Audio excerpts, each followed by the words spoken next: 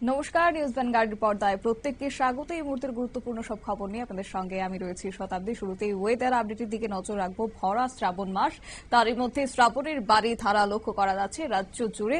অবশ্য ইতিমধ্যে আবহাওয়া দপ্তর বলছে যে সোমবারও বৃষ্টির সতর্কবার্তা রয়েছে। 3 জেলাতে হলুদ সতর্কবার্তা জারি করা হয়েছে ভারী বৃষ্টির কারণে। অন্যদিকে তাপমাত্রা রীতিমতো 31 ডিগ্রি সেলসিয়াস থাকার সম্ভাবনা, সর্বোচ্চ আর সর্বনিম্ন থাকবে 22 ডিগ্রি সেলসিয়াস। যাব বিস্তারিত আমাদের সঙ্গে যুক্ত হয়ে গেছে প্রতিনিধি অঙ্কিতা বর্ধন। অঙ্কিতা, সোমে যে হলুদ সতর্কবার্তা জারি করেছে আবহাওয়া দপ্তর, কোন জেলাতে থাকছে সতর্কবার্তা এবং কোথায় বা হতে চলেছে ভারী বৃষ্টিপাত? একদমই, দেখো ভরা শ্রাবণ মাস চলছে আর এই শ্রাবণ মাসে কিন্তু বৃষ্টির কোনো বিরাম থাকবে না, অর্থাৎ বৃষ্টিতে এখন কোনো বিরাম নেই। আগামী যে সপ্তাহগুলি রয়েছে আষাঢ় মাসের এই সপ্তাহগুলিতেও কিন্তু বৃষ্টি থাকবেই। যেহেতু আরো 3টি সপ্তাহ, আরো 2টি সপ্তাহ রয়ে গেছে শ্রাবণ মাসে, আর সেই 2টি সপ্তাহেও কিন্তু বৃষ্টি থাকবে।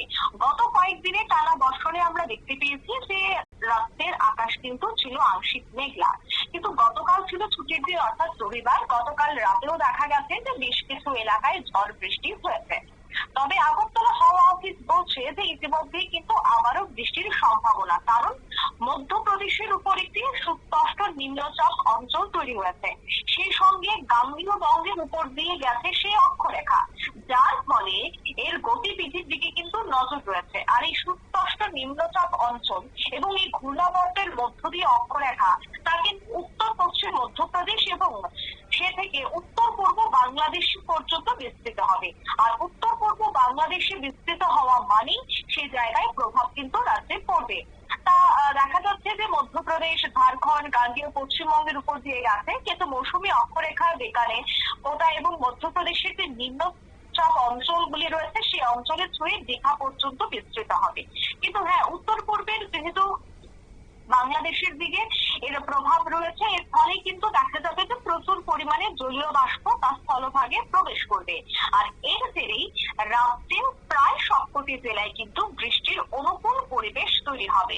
তবে হ্যাঁ, তুমি যে কথাটা বলছিলে যে কোন কোন জেলায় এই মুহূর্তে সতর্ক বার্তা জারি করে দেওয়া হয়েছে, দেখো সেক্ষেত্রে কিন্তু এখন দেখা যাচ্ছে যে 2টি জেলার জন্য মূলত দেখা যাচ্ছে যে 3টে জেলার জন্য কিন্তু মূলত সতর্কবার্তা থাকছে। তাও বলুন, সেটি হচ্ছে সিপাহীজলা, গোমতী এবং সাউথ ডিস্ট্রিক্ট অর্থাৎ উত্তর ডিস্ট্রিক্টে কিন্তু এই মুহূর্তে হেভি রেইনফলের হলুদ সতর্কবার্তা থাকছে। অন্যদিকে তো বজ্রবিদ্যুতের জন্য থাকছে হলুদ সতর্কবার্তা, কিন্তু বাকি সিপাহীজলা, গোমতী এবং উত্তর জেলার জন্য কিন্তু হেভি রেইনফলের জন্য অর্থাৎ ভারী বৃষ্টিপাতের জন্য কিন্তু হলুদ সতর্কবার্তা থাকছে। সর্বোচ্চ যে তাপমাত্রা, সে তাপমাত্রা কিন্তু থাকছে 31 ডিগ্রি সেলসিয়াস আর সর্বনিম্ন থাকছে 24 ডিগ্রি সেলসিয়াস। ধন্যবাদ। আপনারা শুনলেন, অর্থাৎ শ্রাবণ মাস জুড়ে কিন্তু বৃষ্টি লেগেই থাকবে এবং কোথাও বা মাঝারি, কোথাও বা হালকা বৃষ্টিপাত, কোথাও বা ভারী বৃষ্টিপাত নজরে আসবে বলে আবহাওয়া দপ্তরের আগাম পূর্বাভাস। সোমেও থাকছে এই বৃষ্টির সম্ভাবনা। আগামী 24 ঘন্টাতে বৃষ্টির জেরে তাপমাত্রা কিছুটা হলেও নিম্নমুখী হওয়ার সম্ভাবনা রয়েছে। নিয়ে নিচ্ছে ছোট্ট একটি বিজ্ঞাপন বিরতির সঙ্গে থাকুন।